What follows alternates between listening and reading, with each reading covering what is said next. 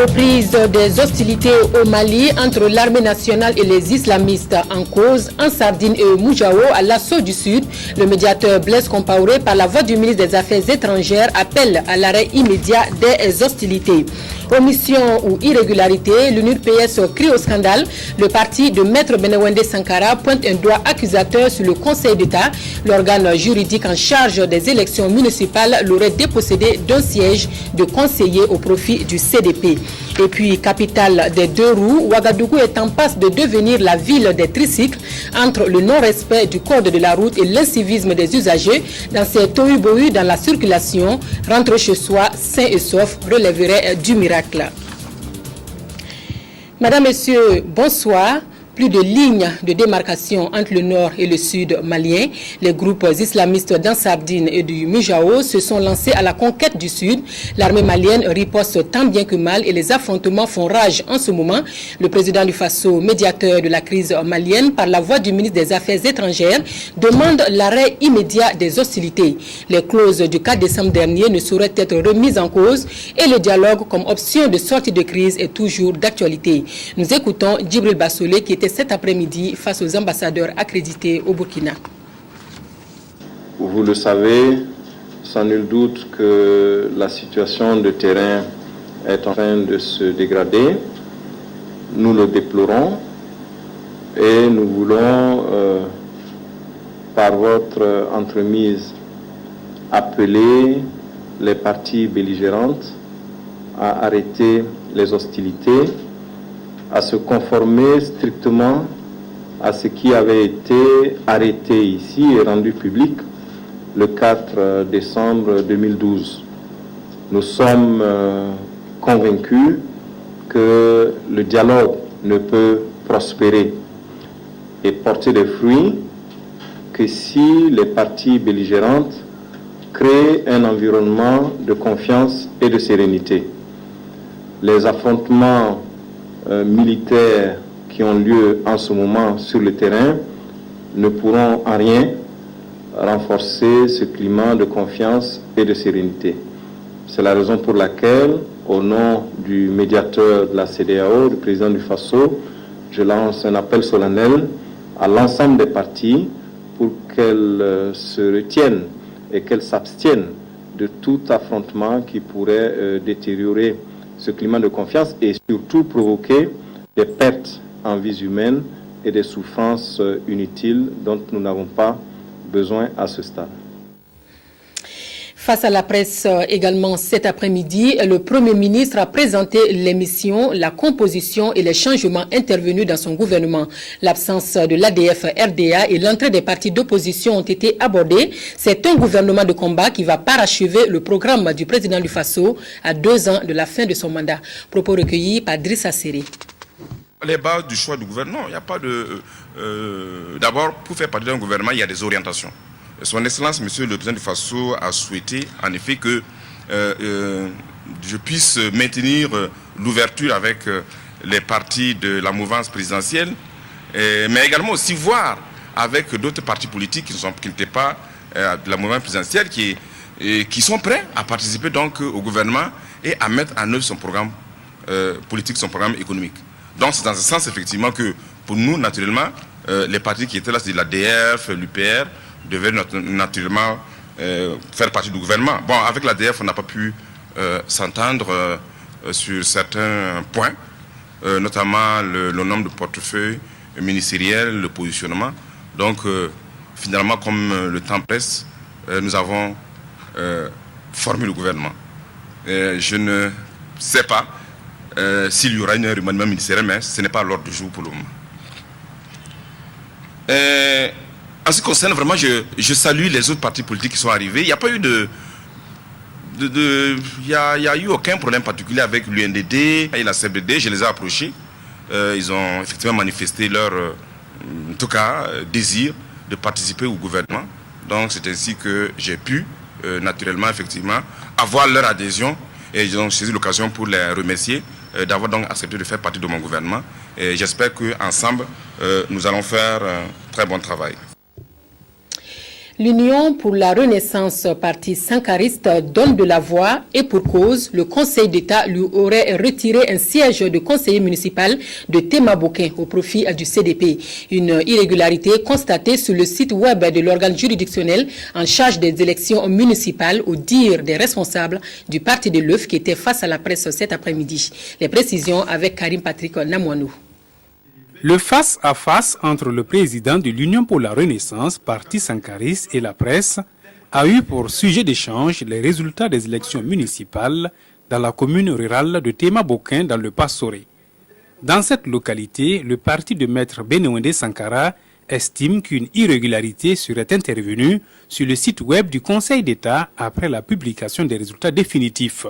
Nous avons pris acte de la proclamation des résultats définitifs le 29 décembre 2012.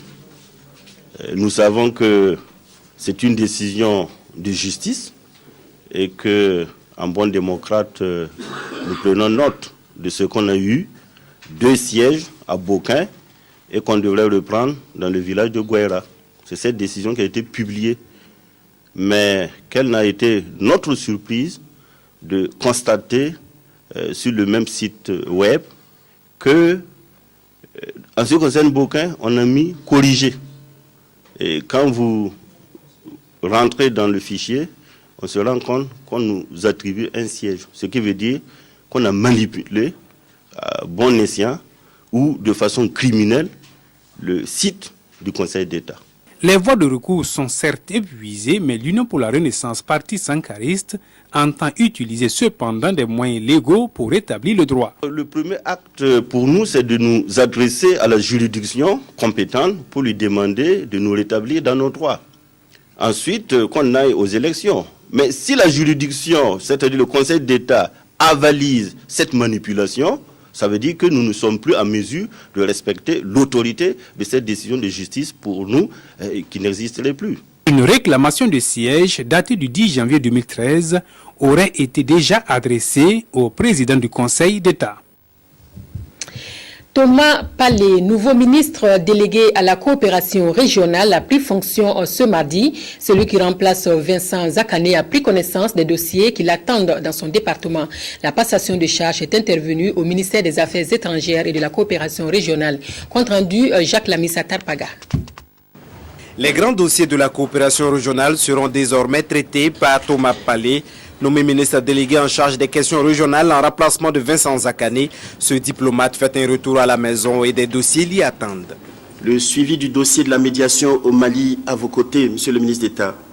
La préparation des sommets ordinaires de la CEDEAO et de l'Union africaine dès le mois de janvier.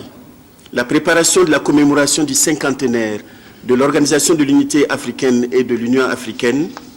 La préparation des prochaines réunions statutaires du traité d'amitié et de coopération Burkina Faso-République de Côte d'Ivoire, le suivi des processus de restructuration du Conseil de l'Entente et de la CENSAD. Le nouvel entrant s'engage à assurer avec dévouement ses missions et il souhaite l'implication de chacun de ses collaborateurs. Les défis que nous devons relever ensemble commandent que nous redoublions encore d'efforts. À l'image du tisserand, je voudrais que chaque jour, chacun de nous contribue par l'ardeur au travail à étoffer davantage la toile de l'émergence du Burkina Faso dans le domaine qui est le nôtre. Pour ma part, je sais que notre département regorge de grands talents. Aussi, je demande le soutien de tous pour accomplir au mieux ma mission. Il aura des dossiers entre les mains qu'il connaît déjà par son background précédent, mais aussi par les hautes fonctions de conseiller diplomatique du président du Faso.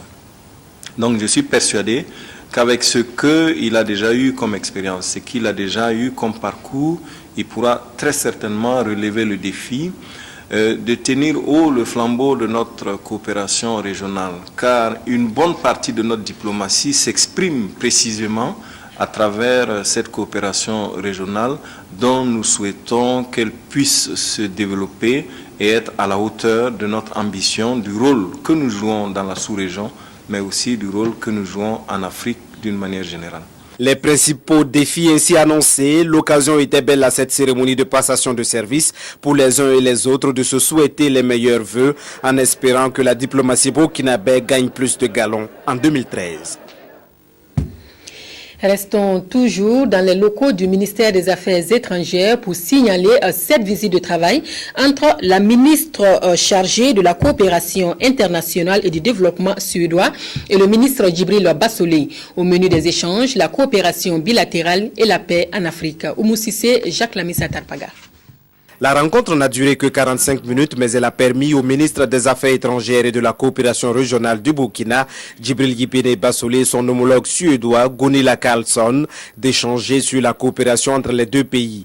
Le développement de l'agriculture, de la formation ainsi que la paix dans la sous-région, mais surtout au Mali, ont été les principaux sujets évoqués.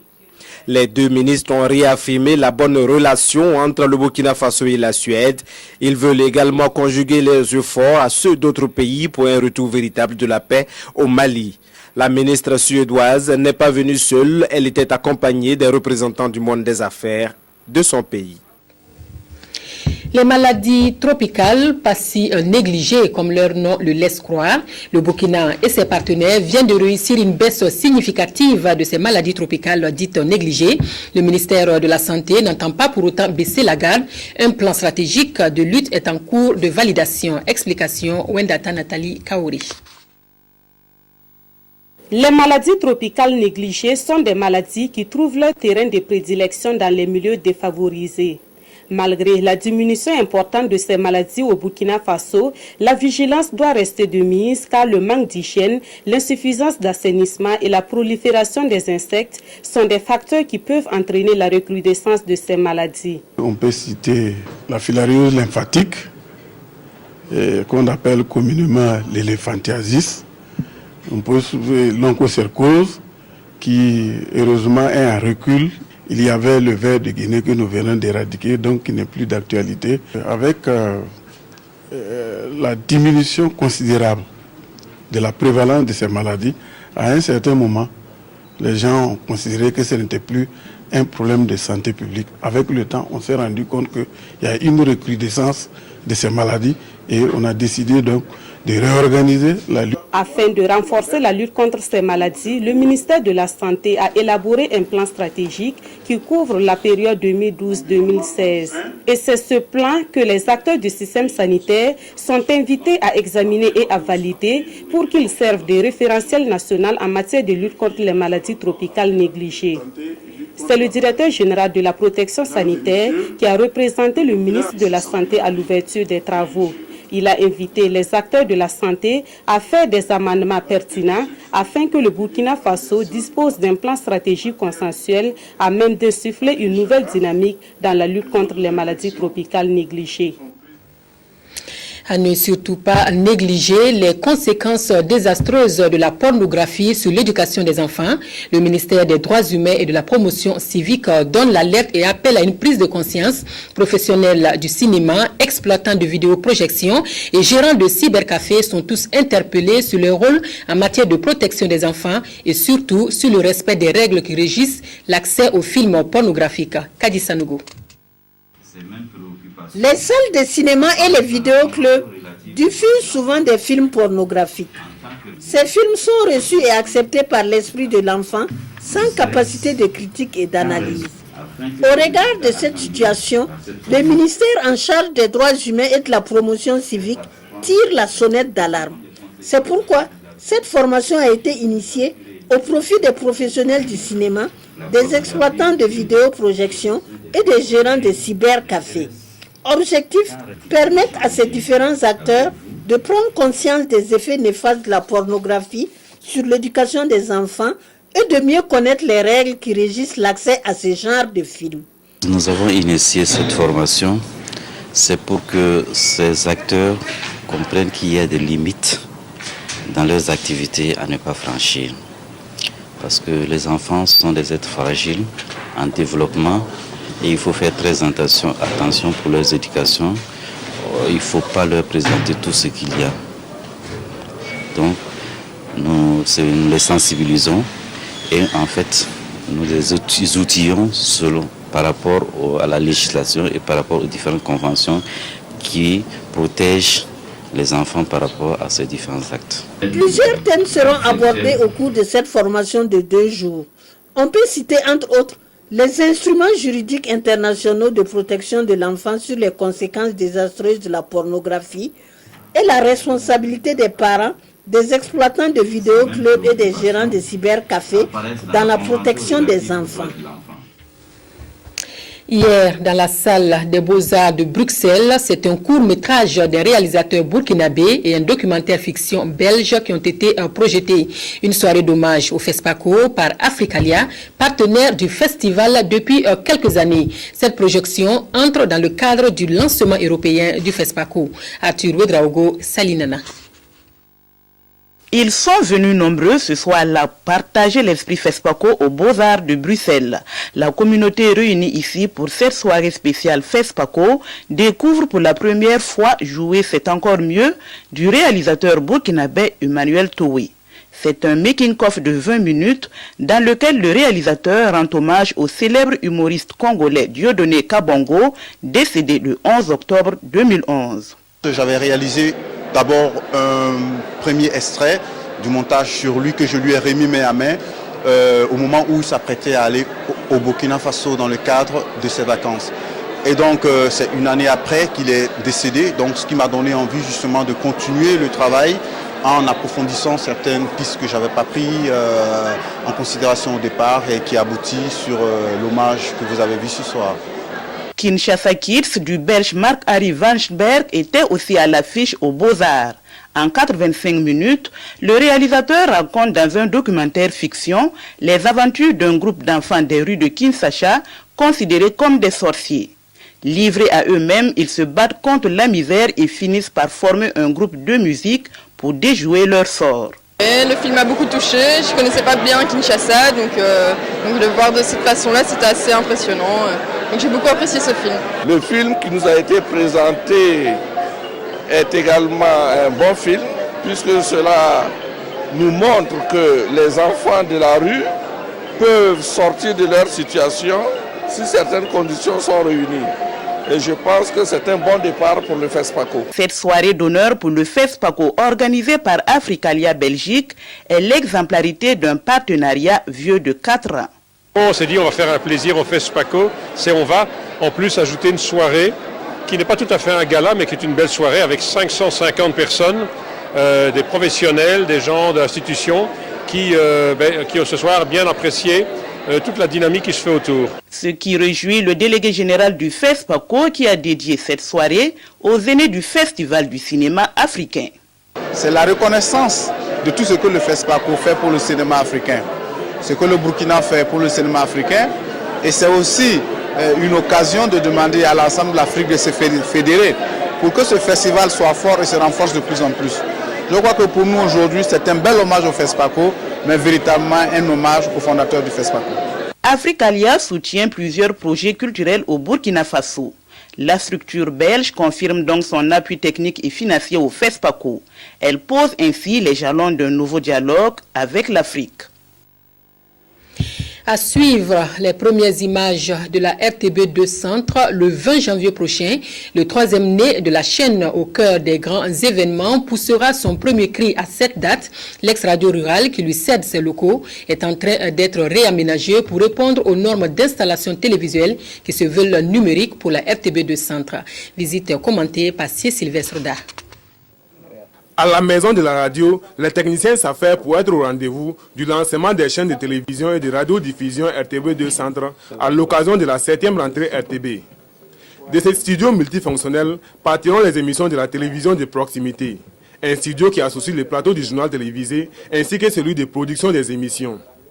Les manœuvres ont débuté le 20 décembre dernier et sur place, les exercices pratiques de réalisation, de prise d'image et de son côtoient les travaux d'installation, de réparation et de transformation sur les plateaux, à la régie, à l'intérieur du bâtiment ainsi qu'à l'extérieur où la climatisation centrale est en train d'être remise en état. Vous allez constater au démarrage de cette télévision que le personnel est un peu réduit parce que nous avons opté pour le matériel high-tech, on va dire, avec la numérisation qui est amorcée et nous avons anticipé pour pouvoir faire en sorte que ce matériel qui est actuellement en cours d'installation puisse aussi servir en même temps lorsque nous allons entrer dans la phase du numérique, comme on le dit, d'ici à 2015. Notamment par exemple au niveau des caméras, c'est des caméras de haute définition et qui n'utilisent plus de cassettes.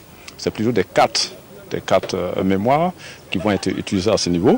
Il y a aussi des caméras robotisées qui n'ont plus besoin d'avoir un caméraman physiquement présent derrière la caméra, parce que tout est piloté à partir d'une manette qui permet de diriger l'ensemble des prises de vue de la caméra.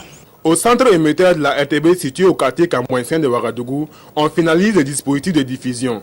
Les antennes de la radiodiffusion et de la télévision, de même que les différents émetteurs, ont fini d'être installés. Les techniciens sont à la phase d'essai des installations qui devraient pouvoir capter les signaux envoyés depuis les studios par les faisceaux pour couvrir un rayon d'environ 80 km. Tout le système électrique a été réfectionné pour permettre l'installation de ces équipements. Il y a des problèmes d'équipement. Souvent, quand les équipements viennent, il y a des choses qui ne sont pas toujours comme ce qu'on avait demandé. Il faut réadapter et il faut courir derrière le fournisseur pour qu'il complète un certain nombre d'équipements qui n'ont pas été fournis. Mais jusque-là, quand même, on a réussi en tout cas à combler la plupart des difficultés. On sera au rendez-vous. Et le rendez-vous, c'est le 20 janvier 2012 avec les équipes de la RTB2 Centre sur la bande 96.6 FM pour écouter la radio et sur la bande 535 MHz pour regarder la télévision. Quel statut pour les artistes et les entrepreneurs de spectacles culturels? La direction des arts et du spectacle veut mettre de l'ordre dans le secteur. La licence et les attestations qui régissent la profession doivent avoir une valeur juridique bâtie sur un consensus entre les principaux concernés. Frédéric Etienne Bassenga. À qui peut-on délivrer une licence d'entrepreneur de spectacle culturel? Quelles sont les conditions pour organiser un spectacle culturel? Les entrepreneurs culturels et les artistes réunis ici autour de la direction des arts du spectacle réalisent les tests comportant les réponses à ces questions. Cette rencontre d'échange permettra également de donner une base juridique au statut de l'artiste burkinabé. Il y a eu une étude qui a été commanditée par le ministère du Commerce. Et cette étude a relevé qu'il y avait des insuffisances dans ces textes. En fait, pour ce qui concerne la licence d'entrepreneur du spectacle, effectivement, ce texte comporte un certain nombre d'insuffisances. Mais pour ce qui concerne l'attestation d'artiste, cette attestation était sans base juridique. Donc il n'y avait aucun texte qui instituait cette attestation. Et donc il s'est avéré nécessaire justement de relire le texte portant délivrance de la licence d'entrepreneur de spectacle culturel et de proposer un texte qui institue l'attestation d'artiste. Pour les concernés chez qui il est attendu des propositions concrètes, cet atelier est une aubaine qui devra réglementer un tant soit peu leur secteur. Depuis longtemps, nous travaillons dans ce secteur et c'est comme s'il n'y a pas une reconnaissance. Et s'il y a quand même un texte juridique aujourd'hui qui reconnaît l'artiste, parlant du statut de l'artiste musicien, et quand même pour que notre travail puisse être pris plus au sérieux. Et moi, je trouve personnellement que c'est une très bonne chose, quoi. La licence d'entrepreneur de spectacle, dans sa forme, n'a jamais été mise en pratique. Vous savez qu'au Burkina, n'importe qui avec les moyens qu'il a pu aujourd'hui organiser un spectacle. Donc il est important qu'on passe à un toilettage, donc des tests pour dire qui doit être titulaire d'une licence d'entrepreneur de spectacle pour pouvoir organiser des spectacles en bonne et due forme. Au terme de cette demi-journée d'échange entre artistes, entrepreneurs culturels et direction des arts du spectacle, les dispositions institutionnelles et juridiques relatives à la licence d'entrepreneur de spectacle et à l'attestation d'artistes devraient être améliorées en vue d'assurer une bonne régulation du secteur. Un mot de religion avec le 44e Conseil général des églises des Assemblées de Dieu à Ouagadougou. 4000 pasteurs attendus pour 4 jours de prière, de méditation et d'enseignement de l'évangile. Le conseil qui se tient depuis ce matin et ce jusqu'au 13 janvier verra l'élection du Bureau national des églises des Assemblées de Dieu. Tanga Kafando.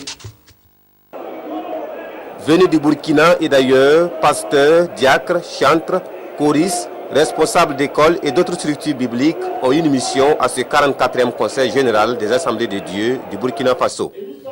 Réfléchir sur les moyens de propagation de l'Évangile et la vie du chrétien. Nous voulons que les gens, alors spirituellement, croissent, non seulement numériquement, mais spirituellement, qu'à travers nos œuvres, nos actions, nos paroles, notre amour vis-à-vis du prochain et la manière dont nous reflétons notre intégrité. Du baptême du Saint-Esprit à la maturité, tel est le thème de cette rencontre et au programme des prières, des enseignements, des témoignages et des prédications, un programme qui connaîtra son épilogue avec l'élection du bureau exécutif national. So I am here to encourage them. Et donc je suis là pour les encourager. To compliment them and commend them for the call of God, the power of God and the presence of God on their lives. Pour les encourager à aller de l'avant dans l'œuvre de Dieu pour accomplir ce que Dieu veut dans leur vie. Nos attentes sont que Dieu puisse nous renouveler, nous fortifier et également nous donner de mieux le service que nous l'avons fait dans les années passées. Et le message de ce soir, allez, faites de toutes les nations des disciples, tiré de Matthieu 28, 19, plante le décor pour 4 jours de travaux et de méditation, à l'issue desquels les participants repartiront avec une mission. Faire resplendir la lumière de l'Évangile dans tous les 8000 villages du Burkina, voire au-delà. Sans doute le dernier combat de Simon Compaoré en tant que maire de Ouagadougou. Le bourgmestre sortant va en guerre contre les motocycles et tricycles en situation irrégulière. Fini l'étape de la sensibilisation, l'heure est maintenant à la répression. Tous les contrevenants au décret régissant l'utilisation de ces engins l'ont appris à leurs dépens. Une centaine de tricycles ont été saisis. Sur la question, le maire de Ouagadougou a animé un point de presse. Claudine Abikaba. 98 tricycles mis en arrêt à la date de ce 9 janvier 2013 par la police municipale. Une opération qui s'effectue après la rencontre du maire Simon Compaoré avec les usagers de ces engins le 16 décembre dernier, dont l'objectif était de faire connaître le contenu du décret du 5 juillet 2012 assorti de 32 articles portant sur les conditions et modalités d'exploitation à titre onéreux et pour compte propre des vélomoteurs, motocyclettes, tricycles et quadricycles à moteur. C'est à ce titre qu'une conférence de presse a été convoquée par le maire pour justifier l'opération. Nous avons été très regardants à leur endroit, en leur donnant tout ce temps pour s'adapter. Ils sont au courant. On a arrêté certains, on les a laissés partir en les sensibilisant. Et ces mêmes gars sont allés faire des surcharges en toute connaissance de cause. Après un délai de 6 mois révolu de l'adoption du décret, ces usagers sont interceptés pour des raisons multiples qui sont l'absence d'un permis de conduire, de l'assurance, de carte grise, de plaque d'immatriculation, du non-port de casque, de surcharge, de surnombre, de transport mixte et de visites techniques. Et pour le président du syndicat de ces conducteurs, certains cas sont à revoir. Dans tout le Burkina Faso, il n'y a pas de permis de conduire tricycle. Depuis les 6 mois sont expirés. Le maire a raison d'agir parce que c'est la responsabilité du maire. Mais maintenant, le maire n'est pas responsable de la faisabilité du permis de conduire. Donc, nous reposons tout le gros problème là sur le ministère des Transports. Pour que dans les jours à venir, là, il y ait un créneau propre. Suite à un échange fructueux avec le maire, les sanctions sur l'absence des permis de conduire ainsi que des visites techniques ont été retirées. L'opération se poursuit, cependant des solutions sont envisagées pour une meilleure gestion de ces moyens de transport afin d'assurer la sécurité des populations de Ouagadougou et de Bobo-Dioulasso. Entre tricycles, engins à 2 roues, à 4 roues et même charrettes à traction animale, difficile de se frayer un passage sur les routes de Ouagadougou dans ces tohu-bohu caractérisés par l'incivisme des usagers. C'est à chacun son code de la route et rentrer chez soi sain et sauf relève du miracle. Dur de circuler à Ouagadougou, nous rappelle Sylvestre Da. Ces images sont les spectacles quotidiens qu'offrent les artères de la capitale burkinabé aux aires de pointe. Nous sommes ici sur l'avenue Charles de Gaulle, il vient d'être midi. Les voitures, les mobylettes et les vélos, auxquels se mêlent les tricycles, les charrettes et les piétons, se disputent la voie. C'est la même situation sur tous les axes principaux reliant le centre-ville quartier administratif et des affaires au quartier périphérique. Sur l'avenue Babangida ou sur l'avenue Bassawarga, chacun est pressé pour atteindre sa destination. Un véritable parcours de combattants. Ces derniers temps, c'est difficile. Bon, il y a l'incivisme, c'est certainement dû au fait que chacun a de l'argent, il paye sa moto sans avoir un document qui puisse lui permettre de circuler. Donc chacun circule comme il veut, c'est vraiment difficile. Quand vous quittez la maison, c'est difficile pour vous d'arriver à l'heure au service. Tout simplement à cause de l'incivisme dans la circulation. On souhaiterait avoir des routes plus larges, tout ça quoi, pour nous aider à mieux circuler. Parce que comme ça, il y a trop d'accidents et c'est dû un peu à l'exécuté de la route. Circuler à Ouagadougou provoque un sentiment d'insécurité du fait de l'étroitesse des voies et surtout des comportements non citoyens. Chaque usager semble avoir son propre code de la route. Tout le monde croit avoir raison, tout le monde croit avoir la priorité, chacun est pressé, personne n'est tolérante. La police, souvent débordée, regarde impuissante. De jour en jour, le taux d'accident ne cesse de croître et le nombre de familles endeuillées avec. Il se trouve que, qu'à la conception, on minimise un peu la circulation des motos. Alors que le Burkina est un pays de motos, il fallait que ça soit un peu plus large. Sinon c'est un peu difficile, il y a trop de motos par rapport à la route. Moi je crois qu'on doit amener tout le monde dans les auto-écoles là. Ils vont essayer, même s'ils n'ont pas le permis, tout le monde va savoir comment circuler. Ils vont avoir la code là quoi, seulement ça suffit pour pouvoir respecter tout ça là, c'est tout. Il n'y a pas la tolérance. Donc même quand l'automobiliste s'arrête, celui qui suit ne cherche pas à savoir pourquoi il s'est arrêté, le motocycliste passe. Donc c'est un parcours d'enfer. On a sensibilisé, il faut répresser maintenant. Malgré les feux tricolores et les panneaux de signalisation, les forces de sécurité aidées des volontaires communaux guident les usagers. Ce qui n'empêche pas certains de s'engager sur des sens interdits pour éviter le feu rouge ou ignorent tout simplement les feux tricolores. Ceux qui brûlent le feu, alors là c'est très dangereux. Hier par exemple, moi j'ai rencontré 3 accidents avant de rentrer chez moi à la maison. Donc c'est vraiment difficile. Il faut que les gens fassent attention, que la police soit là régulièrement pour réglementer, sinon c'est difficile. Dès lors qu'il n'y a pas les forces de sécurité, c'est le désordre. Vu le taux croissant des accidents de la route, le gouvernement a adopté depuis 2004 une loi qui rend obligatoire le port du casque. Une obligation visiblement foulée aux pieds.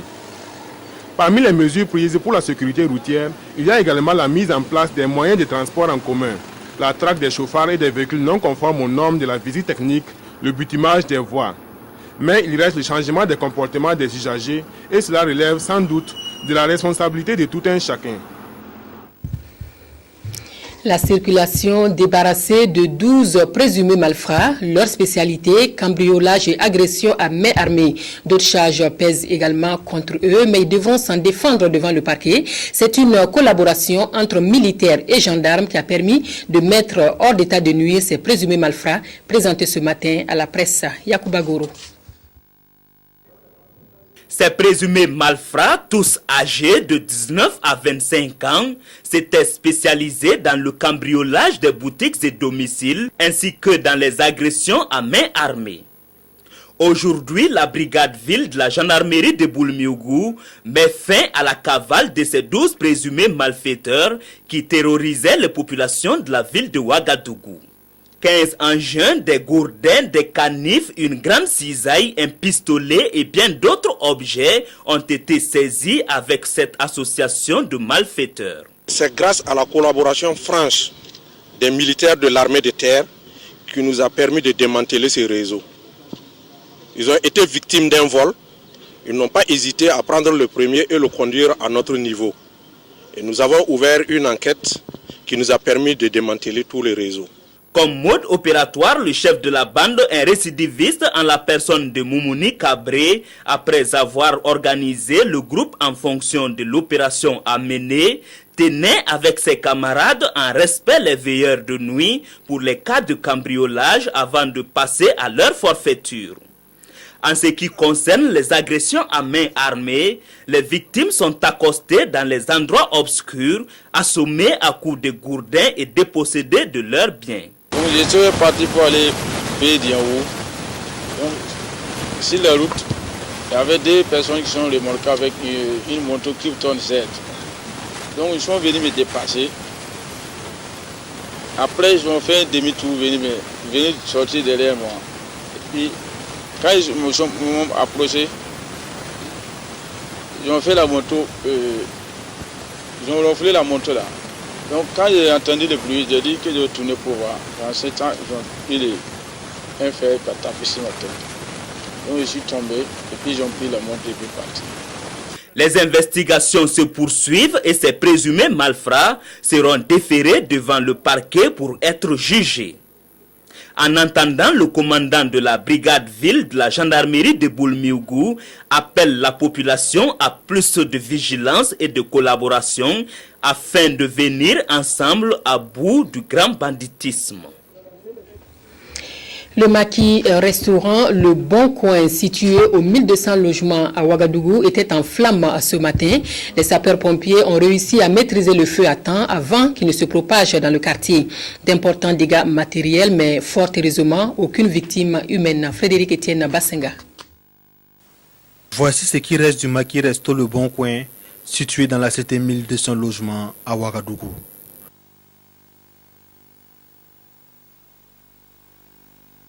Le feu serait parti de la cuisine aux environs de 9h30 pour se propager dans tout le maquis. Une buvette et une boutique voisine ont également fait les frais de cet incendie. Fort heureusement, ce n'est que des dégâts matériels que l'on enregistre. Le propriétaire du maquis et les sapeurs-pompiers venus au secours n'ont pas voulu s'exprimer à notre micro. Et selon une riveraine, cet incendie serait le 3e du même genre à ce même endroit. Ici, la question que l'on pourrait se poser est de savoir si une telle entreprise, en plein milieu des habitations, ne constituerait-il pas un danger. En tout état de cause, des enquêtes devront être ouvertes pour connaître les causes exactes de cet incendie. Pas d'avancée notable dans les pourparlers intercentrafricains débutés hier à Libreville. Principale pomme de discorde, la place et le rôle du président François Bozizé, qui serait, selon la rébellion, le seul mal de la Centrafrique. L'issue de ces négociations, on s'en doute, reste incertaine, car pour le pouvoir en place à Bangui, la place et le rôle du président ne sont pas négociables. Cette information sportive avant de nous séparer, le match amical entre les étalons du Burkina et le MENA du Niger qui se jouait ce soir même vient de s'achever sur un score nul et vierge de 0-0. Ce match entrait dans le cadre de la préparation des deux équipes pour la CAN qui débute bientôt en Afrique du Sud. Voilà, merci d'avoir suivi ce journal qui s'achève. Excellente suite des programmes sur la RTB. Bonsoir.